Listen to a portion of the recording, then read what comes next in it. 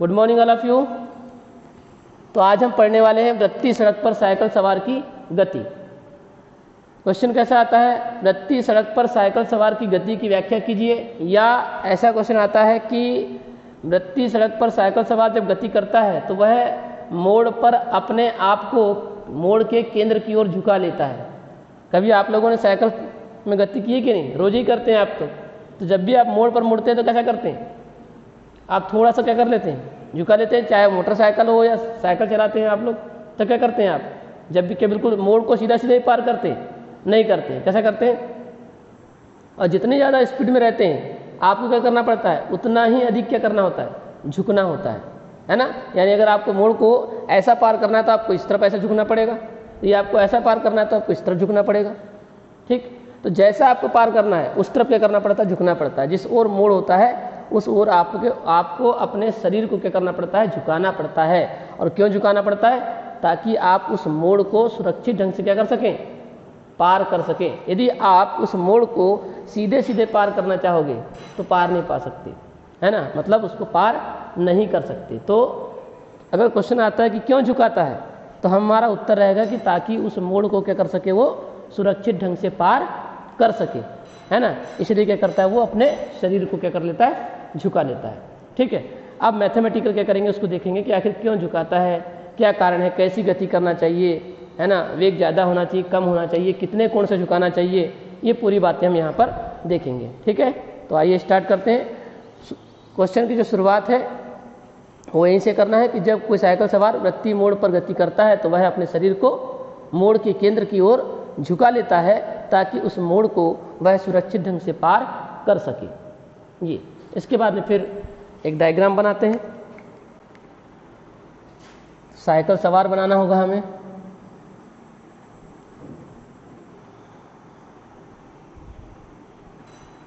ये ऊर्ध्वाधर है, ठीक है, और ये मोड़ का क्या है, ये केंद्र है।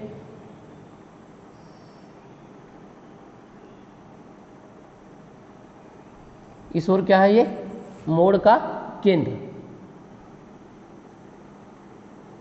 मोड़ का केंद्र इस ओर है। साइकिल सवार गति करेगा तो देखो मैं साइकिल सवार बना रहा हूं।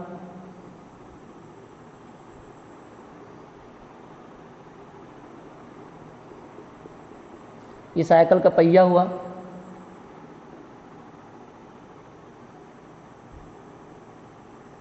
ये साइकिल का हैंडल हुआ, है ना। अब अभी आप देखते जाइए।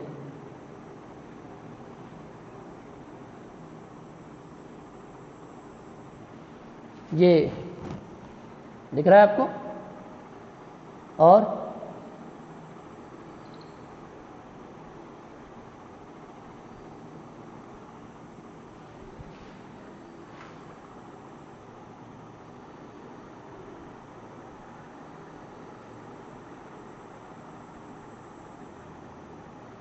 ये साइकिल सवार,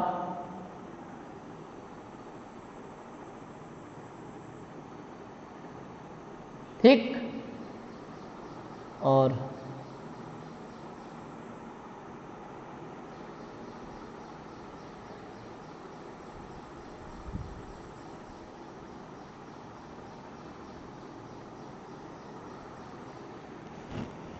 ये हो गया साइकिल सवार।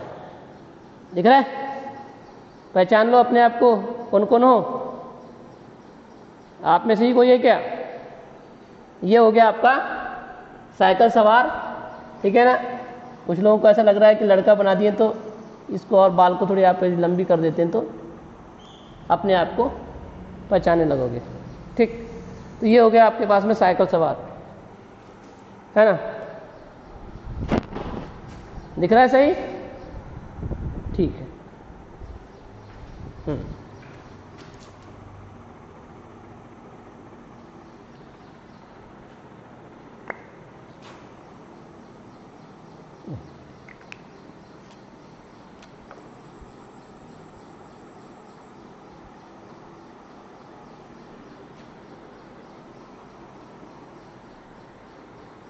तो ये आपके पास में साइकिल सवार है, और ये ऊर्ध्वाधर के साथ में कितना कोण बनाता है? थीटा कोण। कितना कोण? थीटा। किसके साथ? ऊर्ध्वाधर के साथ। ठीक है। अब इस साइकिल सवार पर जब वो गति करता है आर त्रिज्या के वृत्तीय मार्ग पर ऊर्ध्वाधर के साथ थीटा कोण बनाते हुए v वेग से क्या करता है? गति करता है। कितने वेग से गति करता है? v वेग से गति करता है। ठीक है। और भी अच्छा बन सकता है, यदि आप लोग अच्छे एक्सपर्ट हैं तो आप इसको और बना सकते हैं, अच्छे से बना सकते हैं, लेकिन ठीक ठाक इंसान जैसे वो दिखाई दे रहा है ना, कोई दिक्कत नहीं है, साइकिल सवार जैसे दिखाई दे रहा है। ठीक। और अब इस पर क्या होगा? कितने बल कार्य करेंगे, है ना? कितने बल कार्य करेंगे तो आपको मालूम है एक बल तो हमेशा कार्य करता है, और वो बल कौन सा होता है? भार। साइकिल सवार का भार। साइकिल सवार का जो द्रव्यमान लेने वाले हैं हम वो साइकिल सहित लेने वाले हैं। m द्रव्यमान का कोई साइकिल सवार कहेंगे, इसका मतलब ये है कि m द्रव्यमान का साइकिल सवार का मतलब साइकिल सहित द्रव्यमान कितना है? m है। ठीक है। और इसका भार जो होगा वो ऊर्ध्वाधर नीचे की ओर कार्य करेगा, जो हमेशा हर प्रकार के डायग्राम में करता ही करता है, तो कोई बात ही नहीं है।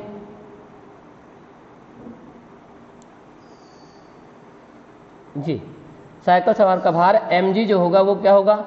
ऊर्ध्वाधर नीचे की ओर कार्य करेगा। अभिलंब प्रतिक्रिया जो होता है याद रखिए हमेशा तल के लंबवत होता है।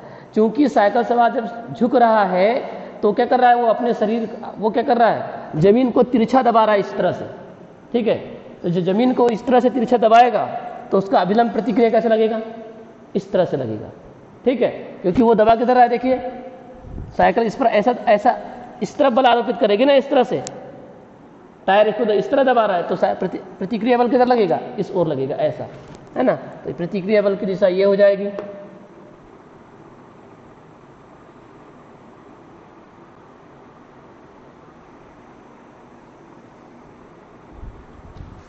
अब ये थोड़ा सा आँख नाक कान इसकी थोड़ी दब गई।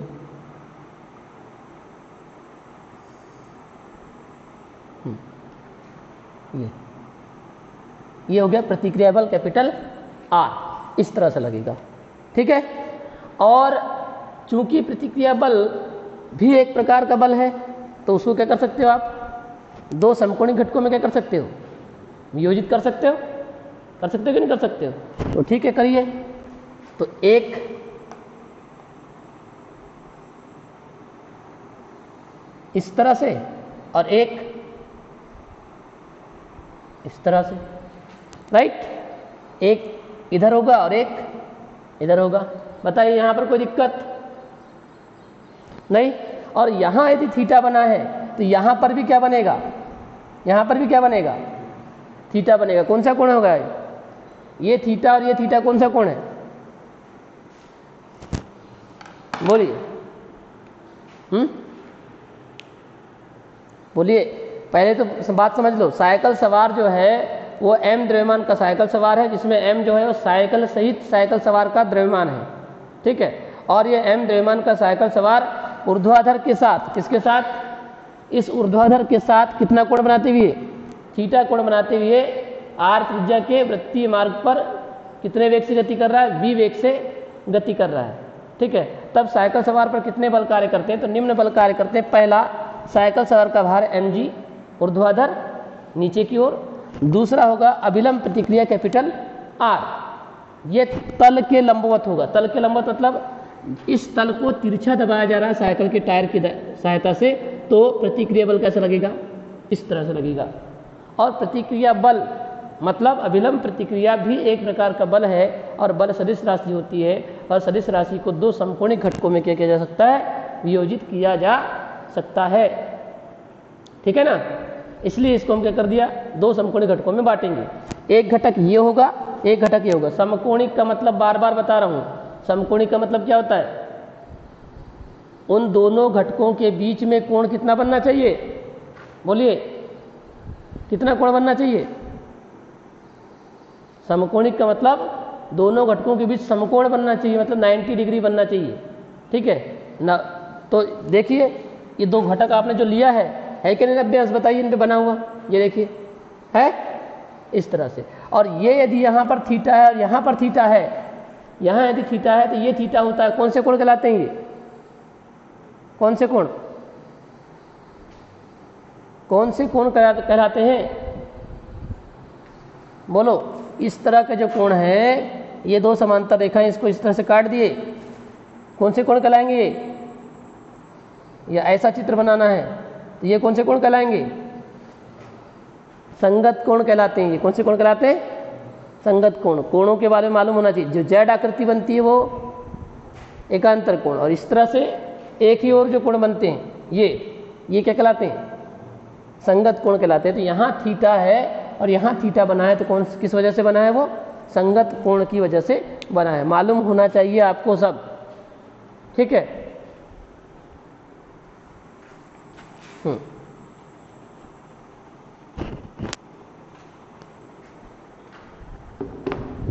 अब यदि थीटा मिल चुका आपको, तो अब बताइए, क्या आपके लिए घटक लिखना कोई कठिन काम है क्या? बहुत आसान काम है घटक लिखना। और कैसा लिखा जाता है? बोलिए, कैसे लिखा जाता है? बोलिए, जिस ओर थीटा है वो वाला घटक कौन सा कहलाएगा? ये घटक कौन सा कहलाएगा? बोलिए, बोलो। हाँ, तो कॉस वाला होता है, लेकिन आर कॉस थीटा लिखेंगे ना, आर कॉस थीटा। और ये वाला घटक क्या लिखेंगे? इस ओर कोण नहीं बना है भाई, ये जो है आपका मूल है, मुख्य वाला ये है। इसमें जिस ओर थीटा बनता है वो कॉस होगा, जिस ओर थीटा नहीं बना वो क्या होगा? साइन। तो ये क्या कहलाएगा? आर साइन थीटा कहलाएगा, ठीक। अच्छा, संतुलन की स्थिति में क्या होगा?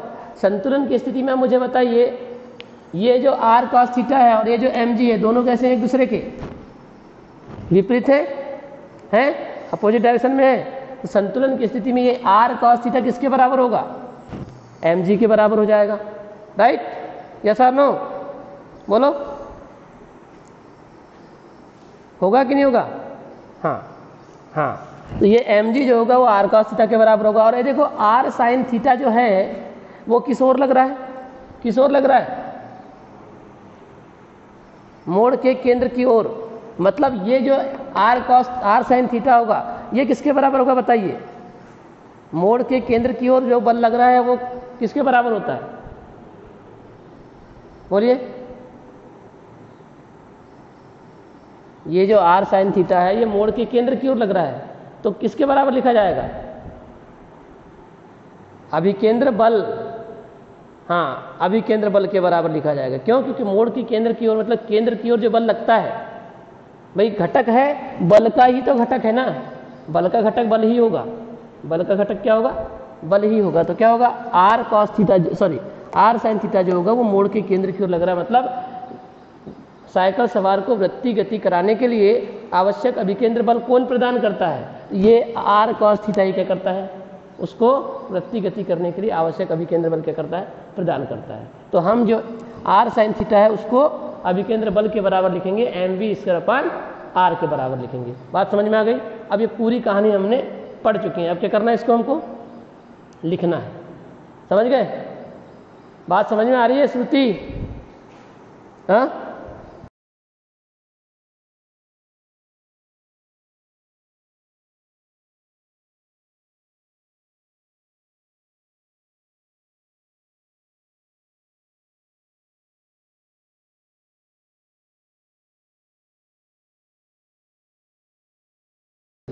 तो जब आपने पूरी चीज़ें पढ़ लिया तो आप क्या करते हैं? हम इसको एक एक करके लिखते हैं। बढ़िया से लिख लें। क्या लिखेंगे? माना कि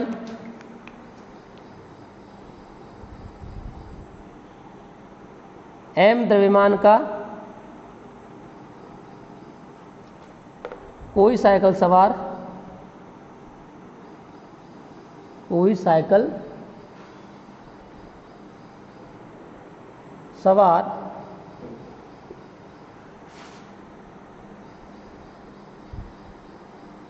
आर त्रिज्या के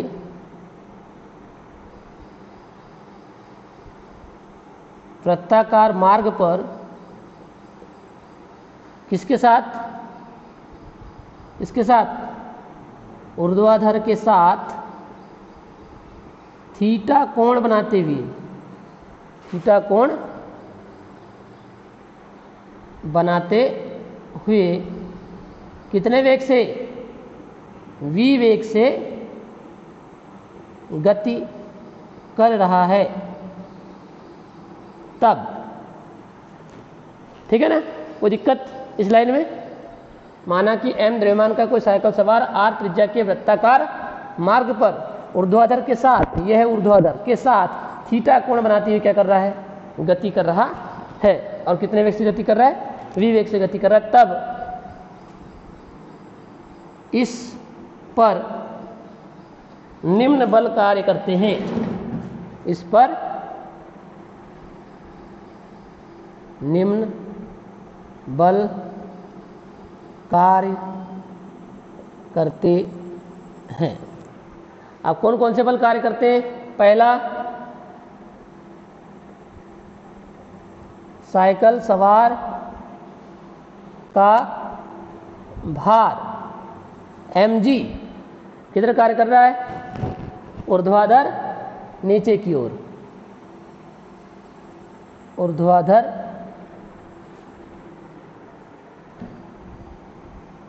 नीचे की ओर। फिर दूसरा कौन? कैपिटल R, अभिलंब प्रतिक्रिया। तो लिखो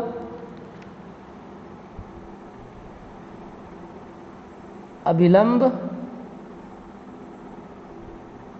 प्रतिक्रिया कैपिटल R तल के लंबवत ऊपर की ओर।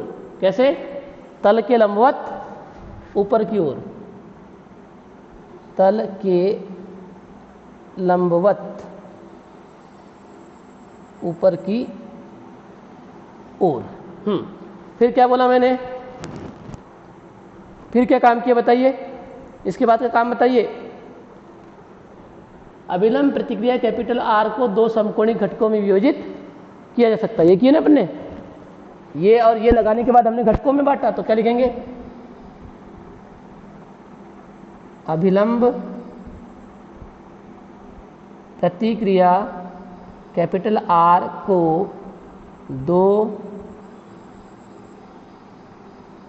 समकोणिक घटकों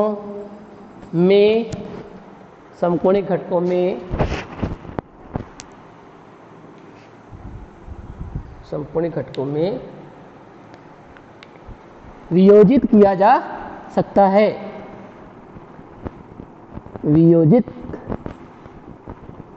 किया जा सकता है। तोड़िए। पहला r cos थीटा कौन सा घटक है? ऊर्ध्वाधर के क्षैतिज। बोलिए कौन सा घटक है?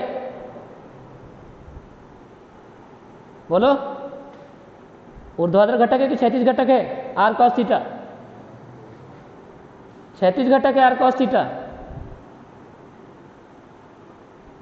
अरे सीधे सीधे नीचे या सीधे सीधे ऊपर को क्या बोलते हैं? तो ये ऐसा क्षैतिज दिख रहा है तुमको क्या?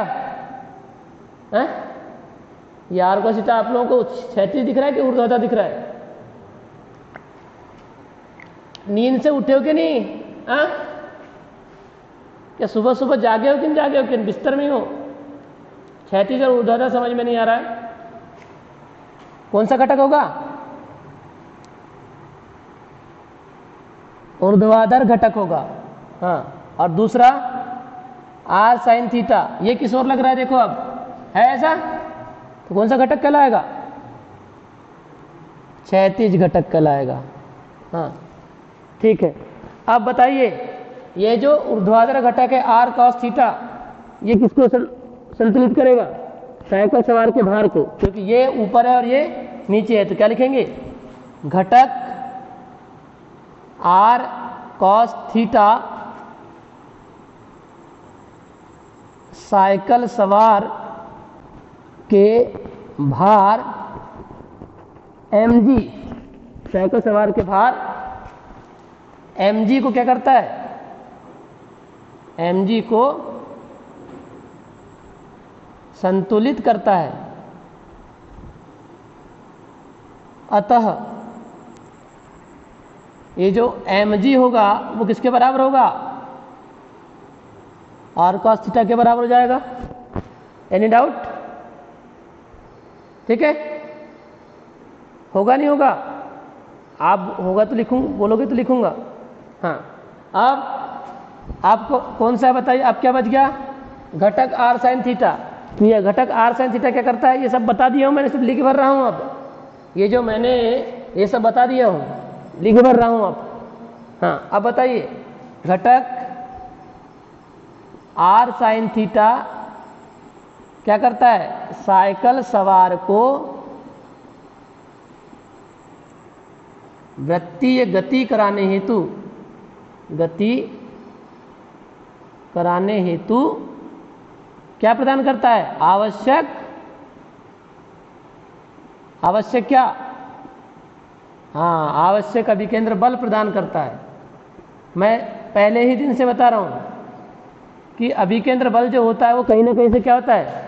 हमको प्राप्त होता है ना।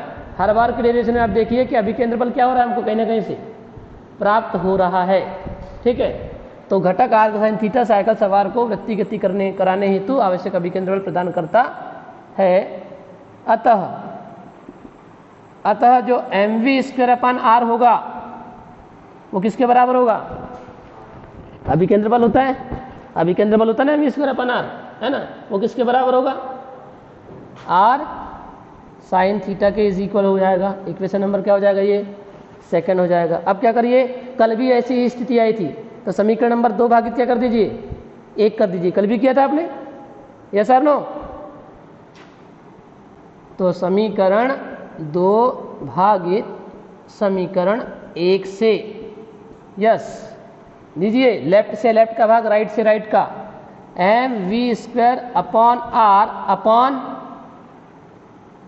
mg इज इक्वल टू क्या? पहले 2 भागित 1 है, तो 2 का लेफ्ट अपॉन 1 का लेफ्ट, फिर 2 का right, r sin theta upon r cos theta. समझ गए?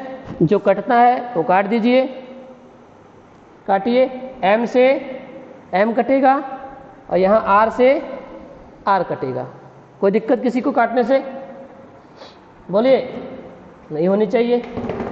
और यदि नहीं है तो क्या आया बताइए? यहाँ v² और ये r नीचे आ जाएगा, तो v²/rg इज इक्वल टू क्या आया? tan थीटा आया। ठीक है, कई बार सिर्फ ऐसा ही सिद्ध करने आ जाता है, इस तरह से ही, tan theta is equal to v²/rg, केवल ऐसा ही सिद्ध करने आ जाता है। तो इसको मैं एक डिब्बे में डाल देता हूँ, ये आपके लिए सिद्ध करने के लिए आ गया कि साइकिल सवार की वृत्तीय गति की व्याख्या कीजिए तथा सिद्ध कीजिए कि इतना, है ना।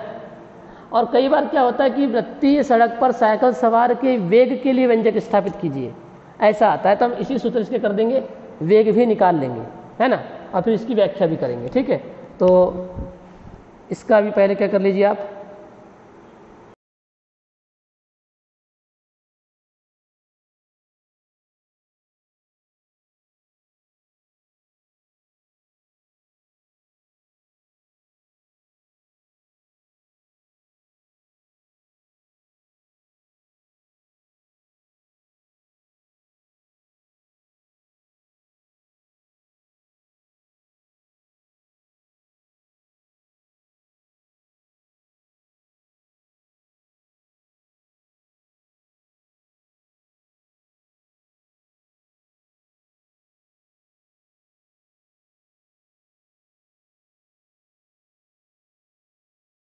तो हम किसकी ओर बढ़ रहे हैं अब? साइकिल सवार के वेग के लिए। तो वहीं से निकालिए, बताइए क्या लिखा हुआ है भैया?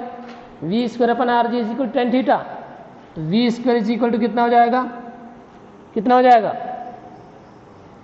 rg tan थीटा हो जाएगा। और v इज इक्वल टू क्या हो जाएगा? √rg tan थीटा हो जाएगा। तो ये हो गया वेग के लिए। अगर व्यंजक निकालने बोलता है तो वेग निकाल लेंगे rg tan थीटा। ठीक है, कल भी आया था v इज इक्वल टू, देखिए कल भी आया था rg tan थीटा आया था ना, v इज इक्वल टू। तो चूंकि वहाँ पर भी वृत्तीय गति हो रही थी इसलिए वही आया था। लेकिन एक्चुअल में क्या है, इसका बहुत महत्व है। tan theta is equal to we square अपना आर जी का बहुत महत्व है, यानी कि साइकिल सवार उस मोड़ को सुरक्षित ढंग से पार कर सके, साइकिल सवार उस मोड़ को सुरक्षित ढंग से पार कर सके, इसके लिए क्या होना चाहिए? इसके लिए ये जो tan थीटा है इसका मान कम है, मतलब थीटा का मान कम होना चाहिए, और थीटा का मान मतलब tan थीटा का मान कम होना चाहिए, और tan थीटा का मान कब कम होगा इस पर हमको चर्चा करना है। ये बात समझने वाली है कि हमारे पास में जो आया है वो क्या आया है, हमारे पास में आया है tan theta is equal to we square upon R G, ये फार्मूला आया है, ठीक है। और वृत्तीय मोड़ को सुरक्षित ढंग से पार करने के लिए थीटा का मान कम होना चाहिए, झुकना तो पड़ेगा लेकिन इतना नहीं झुकना पड़ेगा कि बिल्कुल आप गिर ही जाएं। बताइए आप अगर उस मोड़ को सुरक्षित ढंग से पार करना है तो क्या करते हैं आप? इतने झुकते हो ना कि बिल्कुल ऐसा हो जाते हो हैं? अगर आप पूरे ऐसे हो जाओगे तो क्या हो जाओगे? वहीं गिर जाओगे, यस और नो? ठीक, तो क्या करना पड़ेगा? उस मोड़ को सुरक्षित ढंग से पार करने के लिए, है ना, अच्छे से पार करने के लिए इस थीटा का मान क्या होना चाहिए? कम होना चाहिए। थीटा का मान कम होना चाहिए मतलब किसका मान कम होना चाहिए? tan थीटा का मान, क्योंकि थीटा का मान कम होगा तो tan थीटा का मान भी कम होगा, ठीक है। तो थीटा का मान कम होना चाहिए, और थीटा अर्थात tan थीटा का मान क्या होना चाहिए? का मान कम होना चाहिए। और tan थीटा का मान कब कम होगा? tan थीटा किसके सामने लिखा हुआ है? वी स्क्वायर के, मतलब tan थीटा का मान कब कम होगा? जब वेग का मान क्या होगा? कम होगा, ठीक। क्योंकि tan थीटा अगर हम g को नीतांक मान ले तो इस तरह की व्यवस्था बनती कि नहीं? देखिए tan theta is proportional to we square upon G, तो नीतांक हो गया r, यानी कितने बातों पर डिपेंड कर रहा है tan थीटा? दो बातों पर। एक, पहली बात कौन सी? वेग, वेग का मान कम होना चाहिए। थीटा का मान कम होने के लिए वेग का मान कम होना चाहिए। इसलिए आप लोगों ने देखा होगा कई बार जो रेसिंग साइकिल मोटरसाइकिल रेस होती है तो उसमें आपने देखा होगा मोड़ पर जो साइकिल सवार होता है वो क्या होता है? ज़्यादा झुकाता है। क्यों? क्योंकि उसको ज़्यादा वेग से करना है, गति करना है, इसलिए ज़्यादा झुकाता है। लेकिन हमको उतने वेग से गति नहीं करना है, हम गिर सकते हैं। वो देखोगे आप लोगों ने पूरा पहन कर रहते हैं, है ना। अब आप तो पूरे क्या कहना चाहिए, पैर में पैड, हाथ में पैड, सिर पे मुकुट धारण करके तो साइकिल चलाते नहीं हो। क्या करते हो आप? क्या हेलमेट पहन के साइकिल चलाते हो? नहीं होता ना। तो आपको तो सुरक्षित ढंग से पार करना है उसको, तो फिर क्या होगा? आपको थीटा का मान क्या करना पड़ेगा? कम करना पड़ेगा। हाँ, उनको थीटा का मान ज़्यादा रखना पड़ता है, क्योंकि उनको सीधी सड़क पर भी उतना ही वेग रखना होता है और मोड़ पर भी उतना ही वेग रखना होता है, ठीक है। इसलिए वो ऐसा करते हैं। हमको नहीं करना है, हमको तो थीटा का मान कम चाहिए। थीटा का मान कम चाहिए मतलब tan थीटा का मान कम चाहिए। और tan थीटा का मान कम कब होगा? जब क्या होगा? ये जो v है, v का मान कम होगा और r का मान ज़्यादा होगा। अब v का मान कम मतलब आपको मोड़ पर tan थीटा, एक स्थिति बनती tan theta is proportional to we square, मतलब वेग का मान कम कर दोगे तो tan थीटा का मान क्या हो जाएगा? कम हो जाएगा। मतलब आपको मोड़ पर कैसे चलना चाहिए? वेग आपका क्या होना चाहिए? कम होना चाहिए। चाल आपकी क्या होनी चाहिए? कम होनी चाहिए। बात समझ में आ रही है? इसलिए मोड़ पर मोटरसाइकिल जब हम चलाते हैं हमको मालूम है वहाँ पर झुकना है, ज़्यादा झुकेंगे तो गिर जाएंगे। इसलिए क्या करते हैं हम? मोड़ पर अपनी मोटरसाइकिल या साइकिल की स्पीड को क्या कर लेते हैं? थोड़ा कम कर लेते हैं। क्या उतनी स्पीड से चलते हो मोड़ पर भी? नहीं ना। हाँ, तो वेग को क्या करना है, और सही भी बात है, वेग को कम करना चाहिए ताकि आप उस मोड़ को क्या कर सको? सुरक्षित ढंग से पार कर सको। दूसरी बात यहाँ पर आती है tan theta is proportional to 1/r लिखा है। r क्या है बताइए? r क्या चीज़ है? मिट गया। r क्या चीज़ था? वृत्तीय मार्ग की त्रिज्या। r का मान ज़्यादा रखोगे तब थीटा का मान क्या होगा? कम होगा। उल्टा संबंध है। r का मान ज़्यादा तब थीटा का मान क्या होगा? कम, यानी कि tan थीटा का मान कम होगा। तो r का मान ज़्यादा का मतलब क्या है? जब आप उस मोड़ को सुरक्षित ढंग से पार करना चाहते हो तो आपको छोटा घेरा बनाकर नहीं चलना है, बड़ा घेरा बनाते हुए क्या करना है? उस मोड़ को पार करना चाहिए। जब इसलिए अब आप लोगों ने देखा होगा छोटी वाली जो छोटी कम चौड़ी रोड होती है उसमें आप साइकिल को वहीं के वहीं घुमा नहीं सकते, लेकिन वहीं सड़क कैसी हो जाए? चौड़ी हो जाए तो क्या करते हो फिर आप आसानी से क्या कर सकते हो, उसको पार कर लेते हो, या उस उतनी चौड़ी सड़क पर क्या कर लेते हो, अपनी साइकिल को क्या कर लेते हो, घुमा लेते हो। तो आपको क्या करना चाहिए, मोड़ को पार करते समय बड़ा घेरा बनाते हुए चलना चाहिए। त्रिज्या का मान अधिक होना का मतलब क्या है, त्रिज्या का मान अधिक होना का मतलब क्या है, आपको बड़ा घेरा बनाते हुए क्या करना है, उस मोड़ को पार करना है। बात समझ में आई? तो दो चीज़ें आपको करनी होती है। तब यहाँ पर नीचे की जो लाइनें हैं या तो अभी लिखना पड़ेगा या फिर आपको कहाँ पर मिल जाएगी, जो नोट्स दी जाएगी आपको वहाँ पर मिल जाएगी। लेकिन लिखना क्या क्या है, इसके बाद में आपको क्या क्या लिखना है लिख देते हैं। तो ये बात समझ में आई कि नहीं, पहले बताइए। मोड़ को सुरक्षित ढंग से पार करने के लिए, है ना, मैं लिख देता हूँ हल्का हल्का, लेकिन आपको नोट्स में पूरी बातें मिल जाएगी। क्या करना चाहिए बताइए,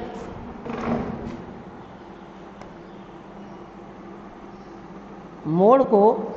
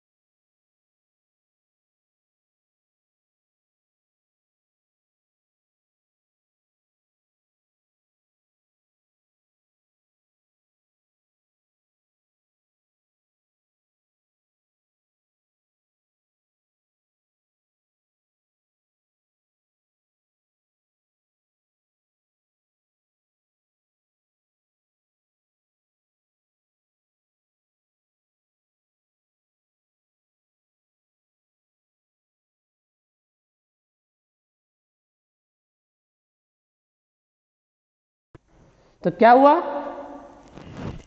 ये इस tan theta is equal to we square upon r g को याद रखना है। और लिखा हमने मोड़ को सुरक्षित ढंग से पार करने के लिए थीटा, थीटा अर्थात टेन थीटा का मान कम होना चाहिए। और टेन थीटा का मान कब कम होगा, जब वी का मान क्या होगा, कम होगा, और आर का मान अधिक होगा। तो लिख दिया हमने, वेग का मान कम होना चाहिए और त्रिज्या आर का मान अधिक होना चाहिए, अर्थात बड़ा घेरा बनाते हुए ऐसा दूर से क्या करना है, आपको काटना है। छोटा सा अगर आप घुमाओगे तो वहीं गिर जाओगे आप।